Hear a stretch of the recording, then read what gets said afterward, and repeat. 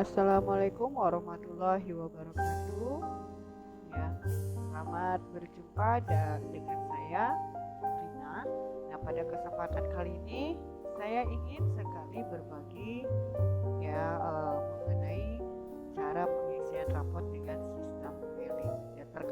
Ini terkadang pada saat PTS kita bingung, gitu ya Bapak dan Ibu, harus kemana minta penjelasan, sedangkan teman sendiri mungkin sibuk gitu ya, jadi tidak sempat untuk menjelaskan. Nah, tetapi Bapak dan Ibu bisa menonton channel saya, ya, bagaimana cara mengisi sistem rapot, mengisi rapot PTS dengan sistem mailing. Oke, baik Bapak dan Ibu, tapi sebelumnya saya minta di like, kemudian komen dan subscribe ya. Terima kasih.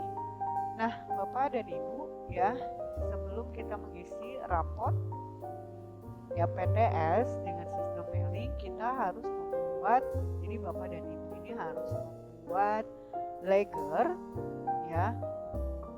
Ledgernya seperti ini ya Bapak dan Ibu, dimana namanya ini saya singkat menjadi NM. Nah, kemudian dituliskan juga DIS ya Bapak dan Ibu. Nah, kemudian untuk pelajaran pertama yaitu agama ya, kemudian PKN yang biasa disingkat sih menjadi PME gitu ya. Nah, di sini kan ada AGM 1, agama 1 sampai dengan 6 gitu ya. Jadi untuk AGM 1, 2 ini biasanya nilai ulangan harian, sementara AGM 3 ini adalah nilai untuk PTS-nya, dan sisanya ini biasanya adalah nilai-nilai tugas. Oke, nah setelah Bapak Ibu mengisi nilai ya siswi Bapak dan Ibu ya secara lengkap termasuk dengan absensinya ya. Kalau semuanya sudah lengkap ya, Bapak dan Ibu bisa menentukan kembali ledgernya.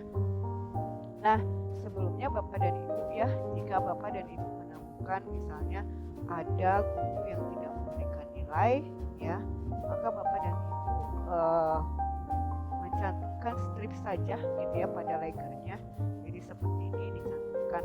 Nah, jika siswanya yang tidak melakukan atau mengerjakan tugas atau tidak mengikuti ulangan 1 atau ulangan 2, Bapak dan Ibu bisa isi saja nilainya dengan 0 ya, jadi nanti akan rekap di dalam nilai PTS. Nah, Bapak dan Ibu setelah itu tolong ditutup saja gitu ya ledgernya ya. Nah, kita baru buka ke format dari rapot PTS ya. Jadi dibuka format PTS-nya ya. Biasanya sih kalau saya sendiri dapatnya dari sekolah gitu ya, untuk keseragaman. Nah, kemudian setelah itu Bapak dan Ibu klik mailing ya.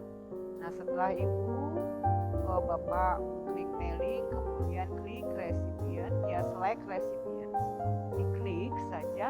Nah, kemudian klik use existing list ya, diklik use existing listnya. Nah, kemudian dibuka ya, maksudnya dimasukkan ledgernya.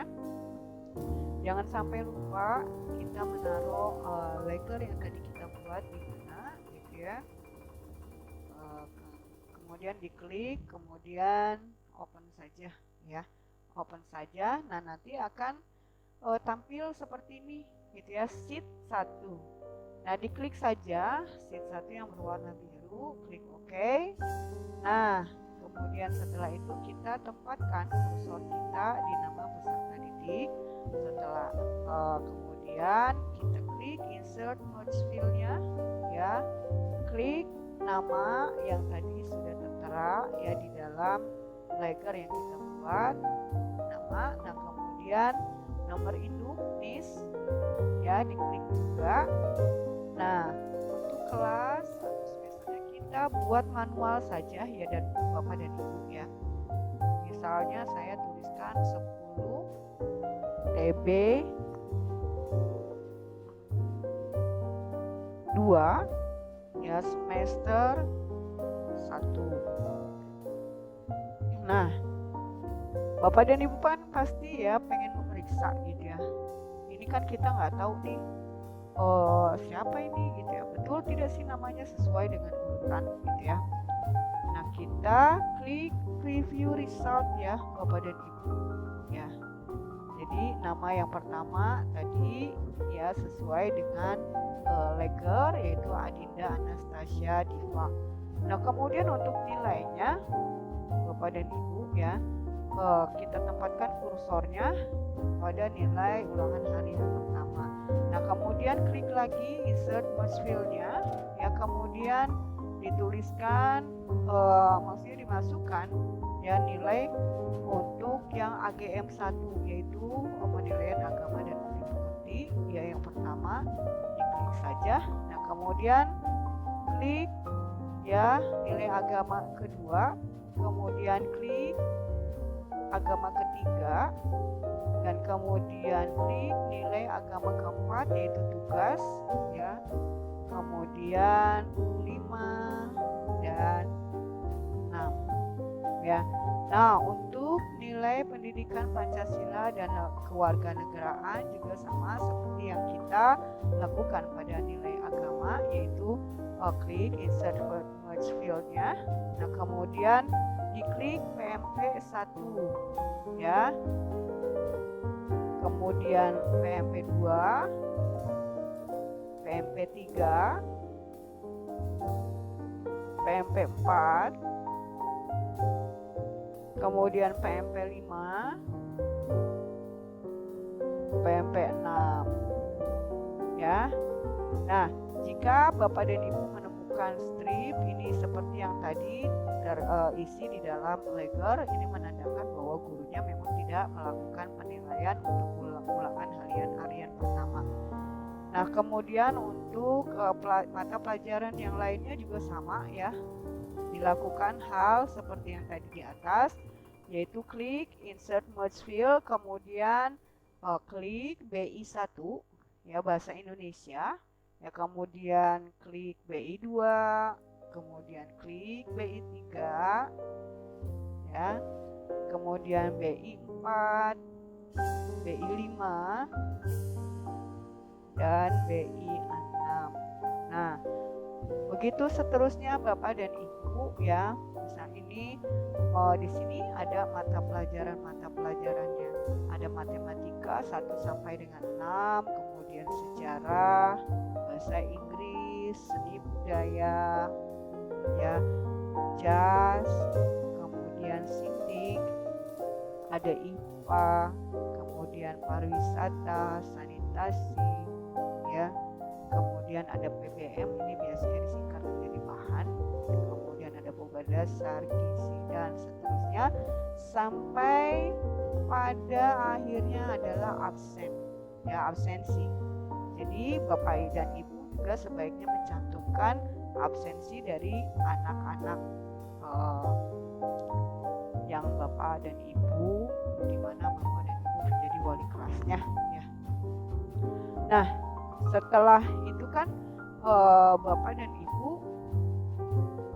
pasti gitu ya bertanya gitu ya. Jadi sebenarnya kita tidak harus mengisi secara satu persatu untuk siswa, tetapi ini sudah otomatis semua nilai untuk, ya, jadi nilai untuk semua siswa ini sudah secara otomatis terisi. Bagaimana cara kita melihatnya? Bapak dan Ibu lihat ini ya, ada tanda ya ke kiri dan ke kanan. Nah, oke, untuk melihat siswa yang kedua, Bapak dan Ibu tinggal klik saja ya tanda ke kanan. Oke, kita lihat di sini Ahmad Sobirin. Jadi namanya sudah berubah ya, dan Bapak dan Ibu, Ahmad Sobirin. Nah, kemudian listnya juga sudah berubah, nilainya juga sudah berubah, berbeda dengan tadi yang pertama dengan siswa atas nama Adinda Anastasia ya. Nah, begitu seterusnya. Oke, ini sudah terisi semua ya.